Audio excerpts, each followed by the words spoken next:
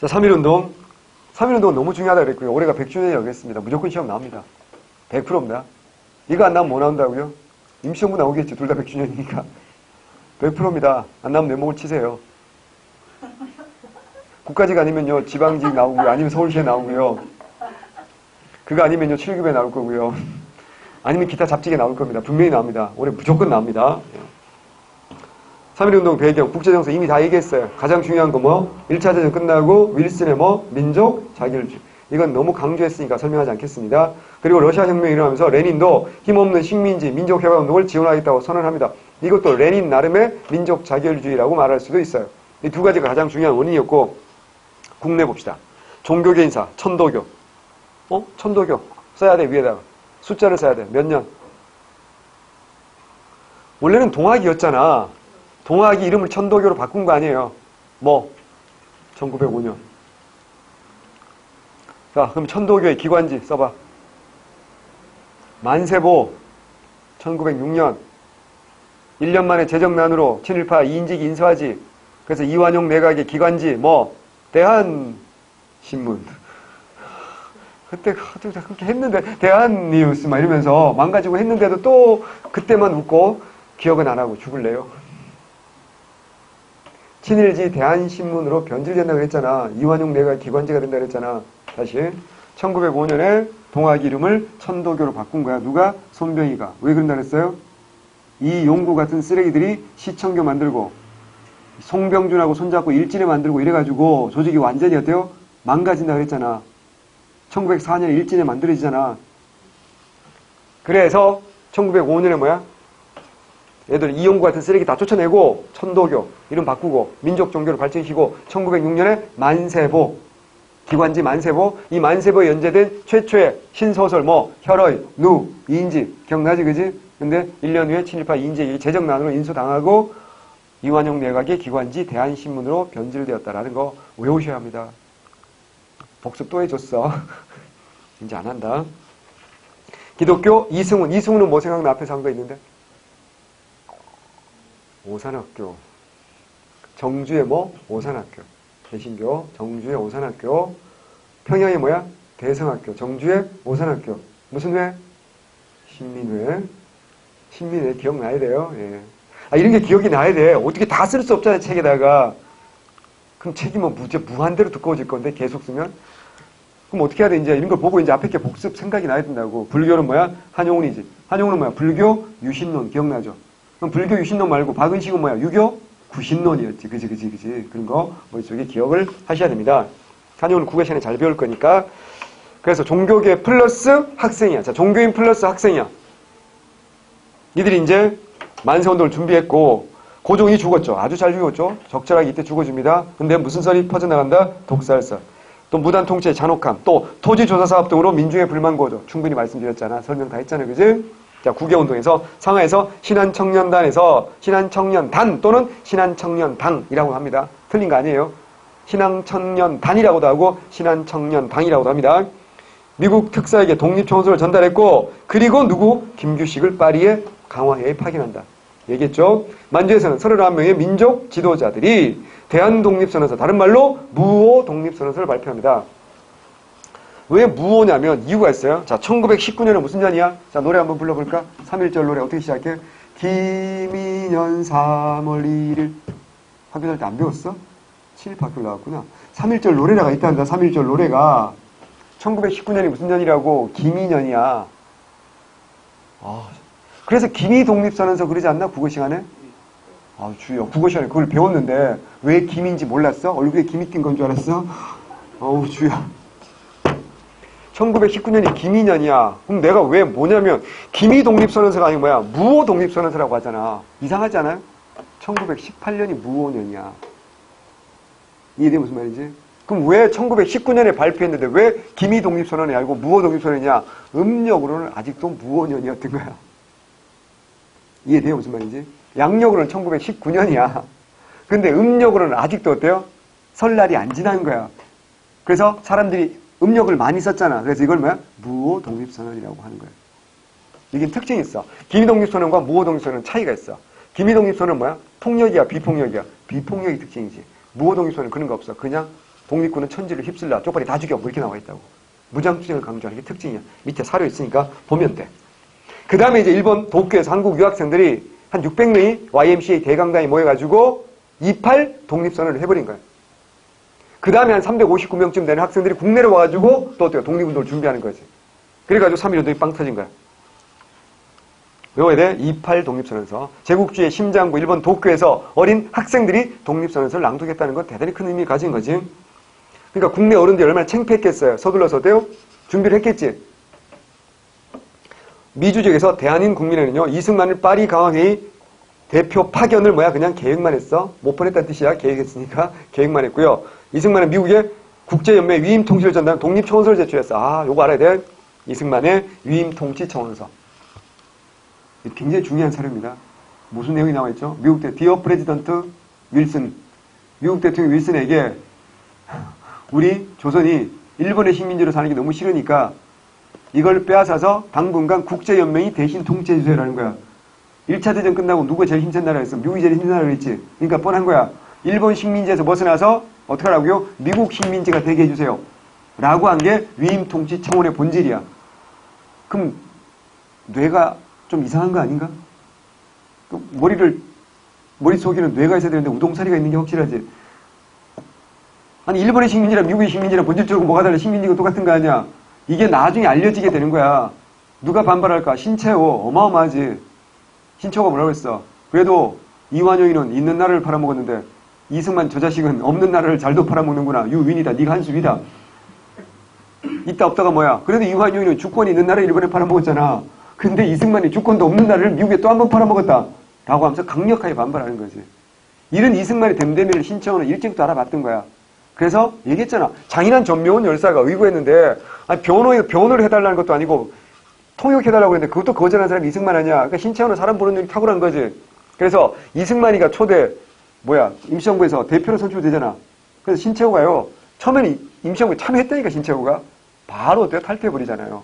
아니 어떤 조직인지 우두머리를 보면 그 조직을 아는 건데 두목이 이승만이 조직이 무슨 힘만 있겠냐고. 그래서 신채호는 임시정부에 활동 안 한다니까. 어디 가서 베이징 가서 독자적으로 활동한다니까.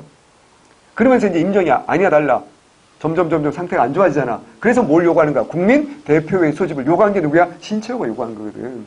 이제 흐름이 잡히시죠, 그죠? 이렇게 이승만은 욕먹을 짓을 했어요. 그러면 신채호가 더 형처럼 보이잖아. 아니야. 이승만이 1875년생이고 신채호가 1880년생이야.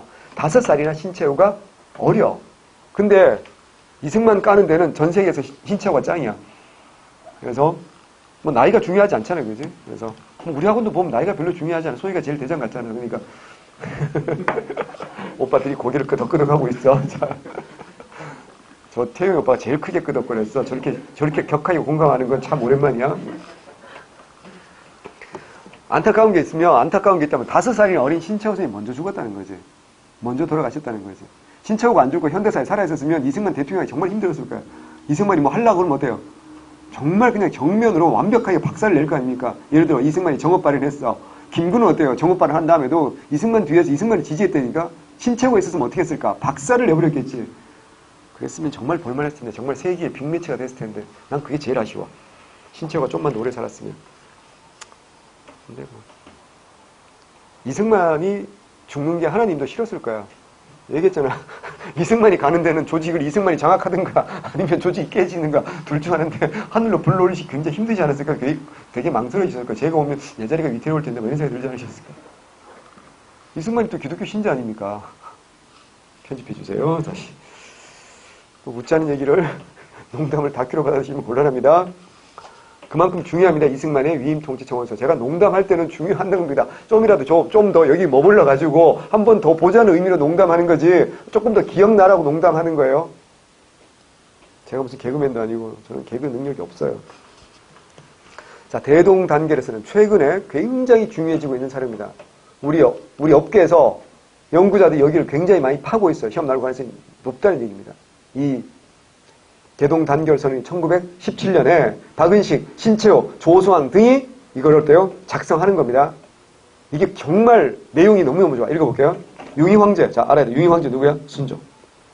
삼보, 세 가지 보물, 토지, 인민, 정치를 포기한 8월 29일 국치일은 우리 동지가 삼보를 계승한 8월 29일이니 그동안 한순간도 숨을 멈춘 적이 없습니다. 우리 동지는 완전한 상속자니 저 황제권의 소멸의 때가 곧 민권 발생했대요. 멋진 차를 보여주지. 황제권이 소멸되는 그 동시에 무슨 권? 민권이 발생했다. 그러면 전제 군주제가 끝난 거지. 그럼 이때부터 무슨 주의가 시작이다? 민주주의, 뭐야? 공화제가 시작이다라는 겁니다. 이걸 완벽한 논리적 전개를 통해서 밝히고 있죠. 구한국 초유의 날은 곧 신한국 초유의 날이 무슨 까닭이요? 우리 한은 무시 이래로 한인의 한이고 비한인의 한이 아니라 한인 간의 주권 수수는 역사상 불문법의 국헌이고 비한인에게 주권을 양해하는 것은 근본적으로 무효요. 이때 말하는 비한인은 누구야? 일본 놈을 말하는 거잖아 지금. 그러니까 일본 놈에게 국권이 넘어간 건 이건 어때요? 불법이란 얘기야. 그러니까 순종 황제가 권리를 포기했기 때문에 그 권리는 전부 다 누가 이어받는 게 당연하다? 시민들, 국민들이 이어받는 게 당연하고 그건 무슨 주의다? 민주주의다. 이건 뭐다? 공화제다. 여기서 왜? 이게 왜 중요한지 아세요? 우리나라 민주주의는 미국이 그냥 던져준 거라고 착각하는데 그게 아니라는 거야. 이미 그 예전부터 우리나라는 어떻게 한다? 민주주의, 공화주의의 정신이 어때요? 있었다라는 걸 보여준 아주 중요한 사례이기 때문에 요거 연구를 많이 하고요. 굉장히 주목하고 있습니다. 우리 업계 박사들이. 그래서 이거 중요합니다. 언제라고요? 1917년. 이게 대동단결선언이다. 외우셔야 됩니다. 1917년. 대한독립선언서. 봉기하라 독립군에 일제히 독립군은 천지를 휩쓸라. 한 번 죽으면 인간의 면을 쏟는 바이니 개 돼지와 같은 인생을 누가 구차히 도망하겠는가? 살신성이 나면 2차만 더 뭐야? 다 죽이자는 얘기 아니야 지금. 이게 뭐라고요? 이게 대한독립선언. 다른 말로 무호독립선언이에요. 특징이야.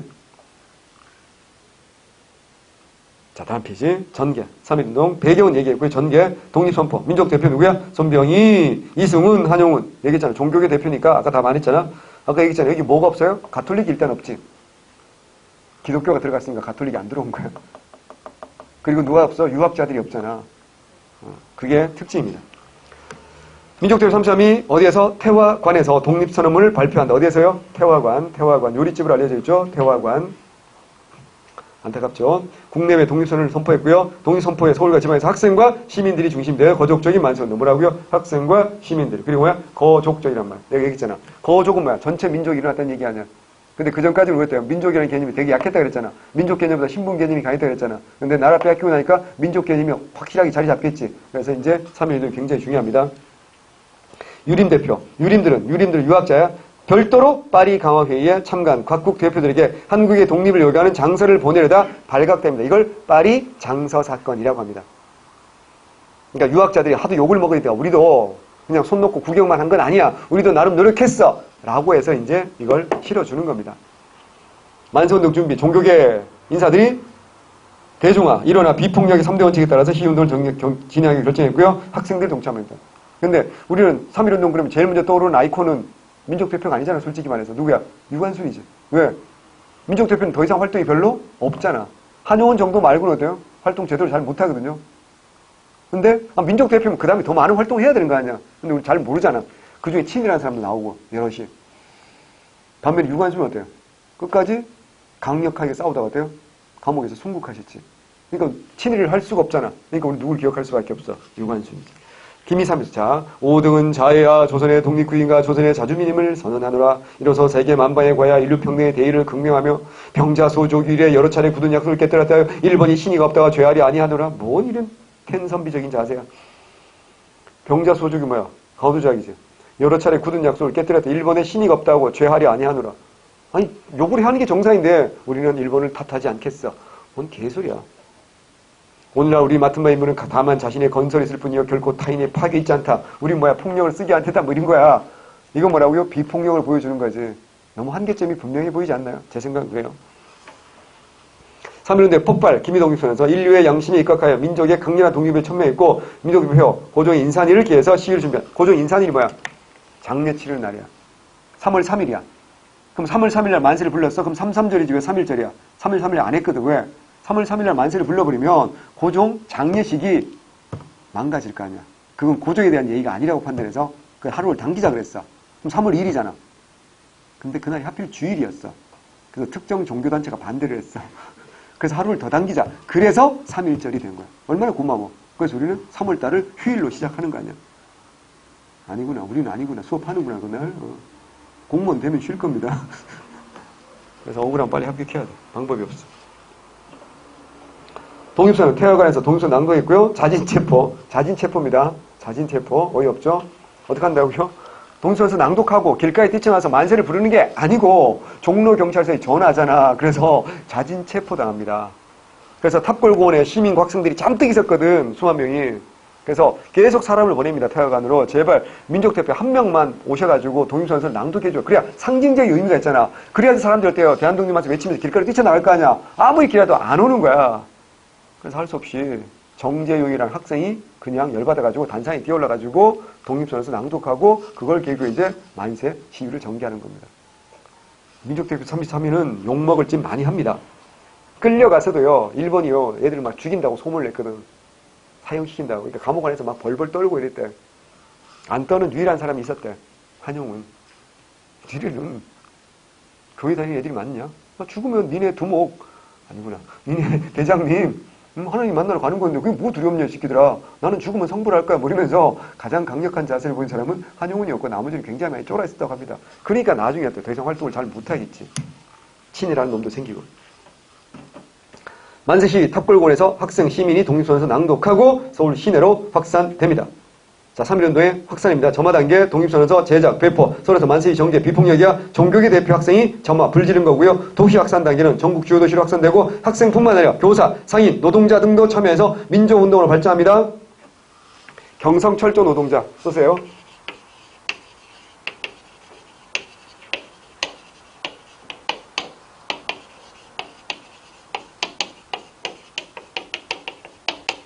이런 사람들도 뭐 한다고요? 3.1운동에서 뭐 한다고요? 함께 하겠다는 의미에서 파업에 동참합니다. 이게 왜 의미가 있을까? 봐봐. 경성철도 노동자. 공무원이지. 경성청도부 인쇄소국 뭐야? 공무원이지. 공무원 아니면 최소한 공기업이지. 요즘 개념으로 나오면. 공무원 아니면 공기업인 사람들도 어떻게 한다고요? 여기 함께 참여했다는 건 의미가 있을까 없을까? 있으니까 이게 기출문제 선지로 한번 나온 거야. 기출문제 선지로 한번 나왔어요. 익혀두세요. 자, 여기까지는 뭐야? 도시 확산까지는 평화적이야, 폭력적이야, 평화적이야. 그런데 어디로 확산되면서? 농촌으로 확산되면서 농민이 참가합니다. 일제 무력 진압하죠? 이때 무력 진압의 대표적인 게 뭐라고요? 제암리 학살 사건 대표잖아. 수원 제암리 학살 사건이 화성군 수원 제암리 학살 사건이 대표적이잖아. 이러니 어떡한다? 농민들이 안 그래도 토지 조사 사업 어때요? 많이 화가 나 있고 이런 상황에서 일본이 가혹한 탄압까지 하지. 그러니까 농민들은 어떻게 한다고요? 평화적이야, 폭력적이야, 폭력적, 무력적, 폭력적으로 저항으로 성격이 변화됩니다. 식민 통치권 파기하고 친일 지주 습격하는 거죠. 더 중요한 건 국외로까지 갑니다. 만주, 연해주, 블라디보스토크, 일본 도쿄, 오사카, 미주, 필라델피아 이런 데서도 한인 자유대회 이런 거 하고 만세합니다. 우리 동포가 살고 있는 전 세계 거의 모든 지역에서 만세운동이 일어납니다. 해외 이동포들이 만세시 전개하죠. 일제탄압, 헌병관, 헌병경찰관, 헌병경찰이 잘 10년 되니까 아직 헌병경찰 무단 통치잖아. 육해군의 무차별 진압, 유관순의 순국, 화성 제암리 사건 대표적입니다. 오른쪽에 파리 장서 사건 보입니까? 한번 읽어볼게요. 3.1운동 후에 호소 유림의 김복환과 영남 유림의 곽종석, 김창숙. 자, 김창숙 동그라미. 우리나라 유학자 중에 독립운동 제대로 한 사람 몇 명 안 되거든? 그 대표인 사람이 심산 김창숙이야. 호가 심산이야. 이분이 해방 후에 학교를 하나 만드셨어. 뭘까? 성균관대학교. 이 양반이 성균관대학교 설립하고 초대 학장하신 분이 바로 이 양반이에요. 그래서 김창숙이라는 이름 정도를 한번 들어보시면 좋아. 독립운동할 때 가끔 나옵니다. 이승만 독재정권에서는 이 양반이 1951년에 이승만 하야를 촉구하는 성명을 발표합니다. 폐기 쩔지 않습니까? 그 독재자 이승만 앞에서. 그러니까 당연하지 않나. 독립운동 하던 폐기가 있으니까 어때요? 이승만한테도 어떻게 한다고요? 덤비는 거지. 일본 놈들이 이 사람을 고문해가지고 반신불수를 만들어. 안전대위로 만들어. 그럼에도 불구하고 끝까지 또 반독재 투영하는 거야. 이승만이 40일이나 감옥에 가둬버려. 그럼에도 불구하고 계속해서 반독재 투영합니다. 그러다가 1962년에 돌아가셨. 한번 읽어보시면 됩니다. 네. 됐어요. 넘어갑니다. 제일 중요한 건 뭡니까? 영향입니다. 영향입니다. 이게 제일 시험 잘 납니다. 배경도 있고 과정도 있고 영향이 있는데 시험 문제는 영향이 제일 잘 납니다. 조직적인 독립운동의 필요성이 제기돼서 대한민국 임시정부가 만들어. 너무너무 중요하지. 이미 앞에서 한번 했던 건 뭐야? 일본의 통치 방식이 바뀌었다는 거잖아. 무단 통치에서 뭐로? 문화 통치로. 그거 말고 임시정부가 만들었다. 외웁니다. 오답으로 제일 잘 맞는 게 뭐냐? 임시정부가 만들어져서 3.1운동을 주도했다. OX야. X야. 순서가 틀렸어. 독립운동 활성화. 국외 무장투쟁 독립 활성화. 당연하지. 왜? 평화적으로 만세 불렀는데 심하게 당하기만 했잖아. 무장투쟁 복수해야지. 국내에서도 흰력 양성운동이 전개되고요. 그리고 무슨 주의가 들어온다? 이제 사회주의가 들어온다. 굉장히 중요합니다. 1920년대는 사회주의 계열과 무슨주의 계열이 민족주의 계열이 따로따로 독립운동 경계하는 거잖아. 그러다가 20년대 마지막 무렵에 둘이 합해하는 거지. 그게 뭐라고요? 신관회잖아. 그게 중요합니다. 이제 통치 방식의 변화 너무 중요하고요. 또 세계 약소민족의 반제국주의운동, 중국의 오사운동 제가 한번 설명드렸고요. 인도의 비폭력 불복종운동에 영향을 끼쳤다! 라고 우리나라 교과서에만 나와 있는 것 같아. 어쨌거나 뭐 애들 영향 받았다고 우기는데 얼마나 크게 영향 받았겠냐고요. 영향 준 거 맞아요. 시험 문제는 영향 준 거 정답 맞아요. 걔들은 그렇게 영향 그렇게까지 생각 안 할 수도 있다는 얘기지. 저 밑에 보면 나와. 뭐 타고르, 뭐 동방의 등불 뭐 이렇게 나오는데요.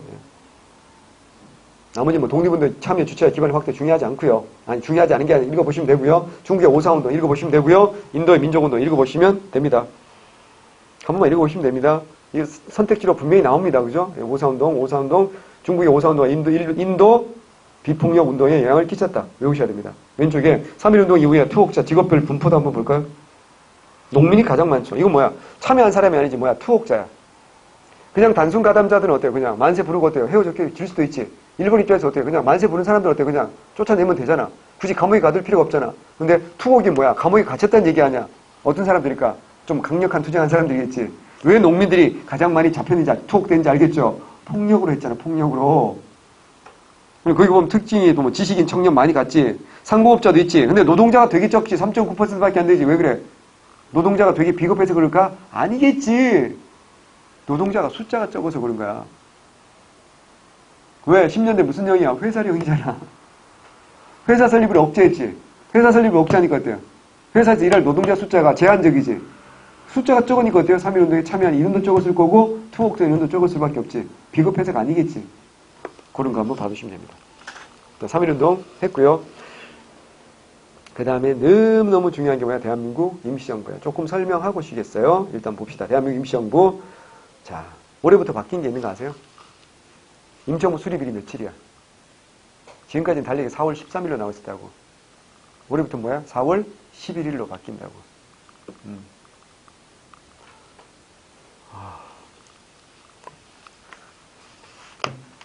스마트폰에도 있나? 그런 거? 그 달력 이런 게 보면 있잖아. 캘린더에 보면. 없네. 내 거는 없는데? 역시 삼성이야. 자, 편집. 좋다고. 삼성폰 좋다고. 나는 아이폰을 못 쓴다고 그래서. 올해 100주년입니다. 외우셔야 됩니다. 왜 4월 11일이 되는지 지금 설명할게요. 잘 보세요. 여러 군데 임시정부가 만들어집니다. 실제로 임시정부를 공포한 게 7개나 됩니다. 근데 실체가 있는 게 3개입니다. 그래서 우리 뭘 외운다? 그 3개의 임시정부를 외우는 겁니다. 기억날 겁니다. 제일 먼저 임시정부 수립된 건 어디입니까? 연해주의입니다. 그게 대한국민의회입니다. 3월 13일입니다. 손병희를 대표로 초대했고요. 여기 상하이에서 4월 11일인데요. 자, 우선 4월 10일 날 딱 보면 나오는데 뭐냐면 임시의정원이 구성됩니다.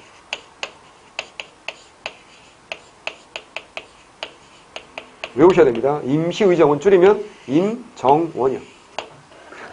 박치고요. 빵 터진다. 임정원, 임시의정원 줄이면 임정원이야. 저는 심심하면 집에서 제 이름을 검색합니다. 그러면 임시의정원이 나옵니다. 당연히 임시의정원 나옵니다. 진짜 한번 해보세요. 그리고 저도 나오고요. 저보다 더 많이 나오는 예쁜 여자가 있어요. 쇼핑몰 하는 임정원이라는 이름을 가진 언니가 있어요. 그래서 셀카를 무지하게 찍어대셔가지고 제가 계속 밀리고 있어요.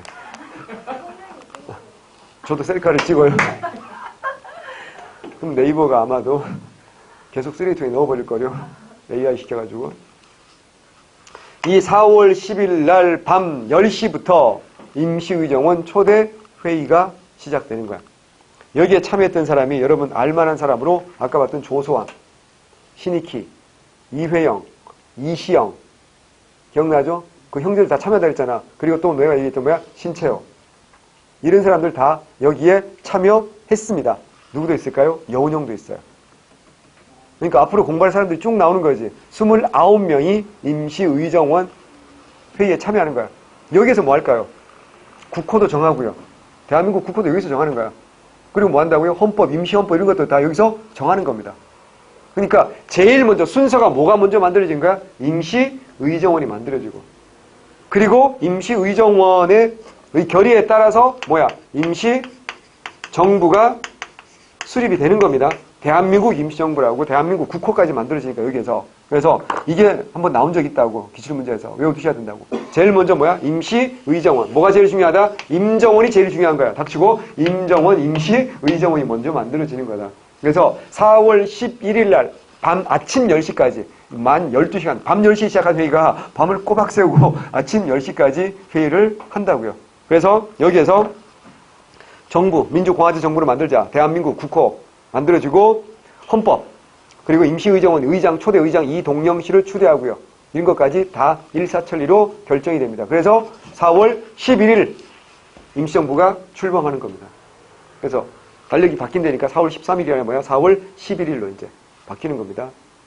그러니까 예전에는 이제 이걸 대회 선포한 날이 4월 13일이라 가지고 4월 13일로 꾸준히 써왔는데 이제 4월 11일로 바로 잡는 겁니다. 이런 거는 굉장히 중요하니까 시험에 나올 가능성이 많습니다. 이렇게 두셔야 됩니다. 그 다음에 이제 4월 23일 날 어디에서?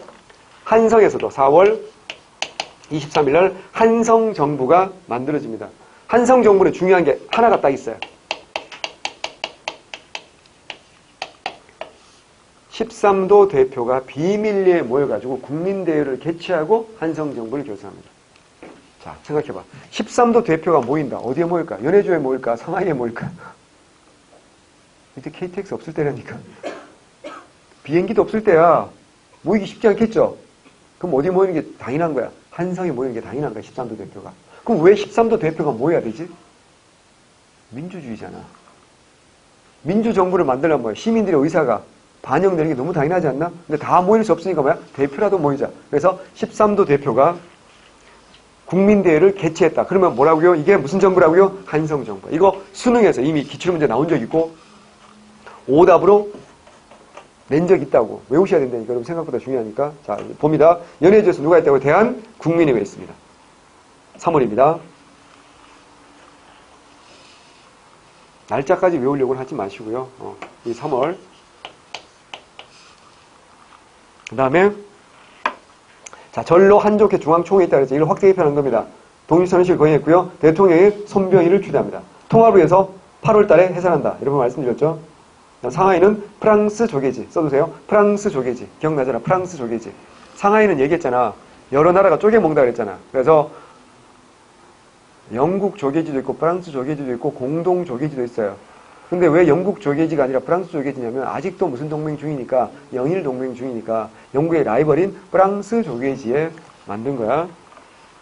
신한청년당 중심으로 임시의정원 구성. 이게 제일 중요하다 그랬어. 민주공화제정부 국무총리 이승만.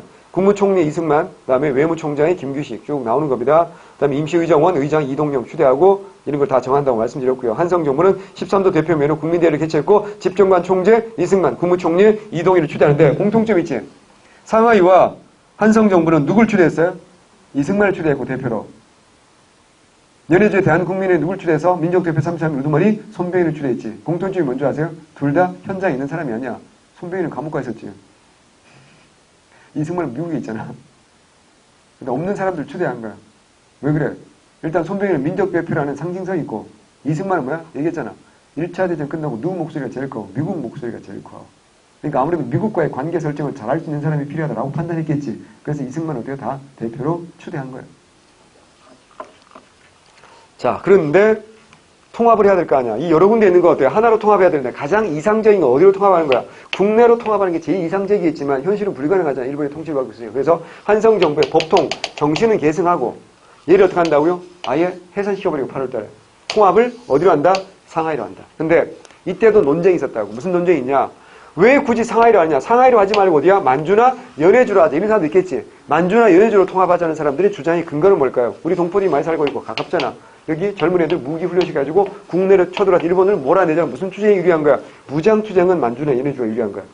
하지만 상하이는 또 무장투쟁이 안 되겠지. 상하이에 우리 동포 한 1000명 살았어. 그중에 여자 빼고 어린아이들 빼고 노인네들 빼고 임종원 같은 애들 빼고 나면 몇 명이나 남겠냐. 한 5, 600명 남을 텐데 한 5, 600명 무장해서 총 들고 막 이러고 있으면 일본 애들이 뭐라 그럴까? 흠좀무 이러겠지. 엄청 무섭겠다. 그러니까 이건 뭐야? 얘기했잖아. 양치가 이렇게 흘러가는 입구니까 제국주의가 물건 팔아먹으려면 여기를 꼭 고쳐야 되지. 여기가 너무너무 중요한 곳이라고 했잖아. 그래서 이 상하이는 각국 외교관들이 다 와 있겠죠. 지금도 그렇잖아. 상하이가 엄청난 국제도시 아닙니까?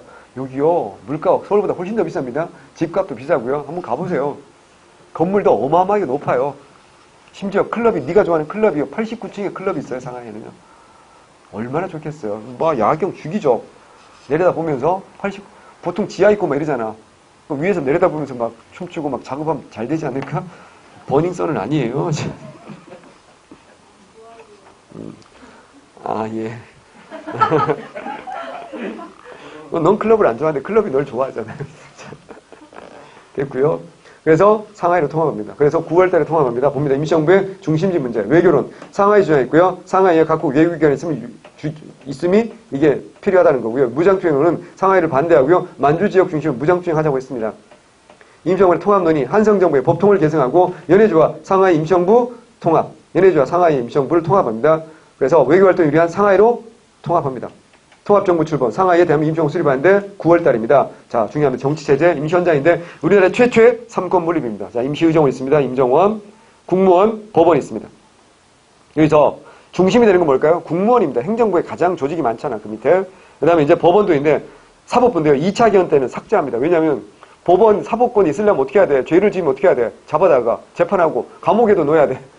근데 임시정부 가본 사람 알겠지만 거기 무슨 감옥을 두고 영토가 없잖아요, 그죠? 그냥 허름한 건물에 살짝 새들어 사는데 무슨 뭐 감옥을 어디다 둡니까? 그래서 불가능해서 이걸 삭제했다가 5차 개헌 때는 5차 개헌 1944년이거든. 일본이 곧 폐망된단 말이야. 그러니까 어떻게 해야 돼?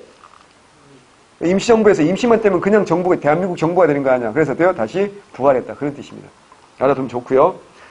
어쨌거나 민주공화제 정부의 대통령, 국무총리 체제입니다. 대통령이 이승만, 국무총리 이동혁. 그럼 무슨 말이야? 여기 이미 1차 개헌을 한 거야, 이게. 무슨 말이야? 원래 상하이 정부에서는 대통령 체제가 아니었잖아. 뭐야? 국무총리였잖아. 그래서 원래 임시정부는 국무총리 체제를 만든 거야. 근데 이승만이가 미국에서 명함을 팔 때 그냥 프레지던트라고 파버린 거야.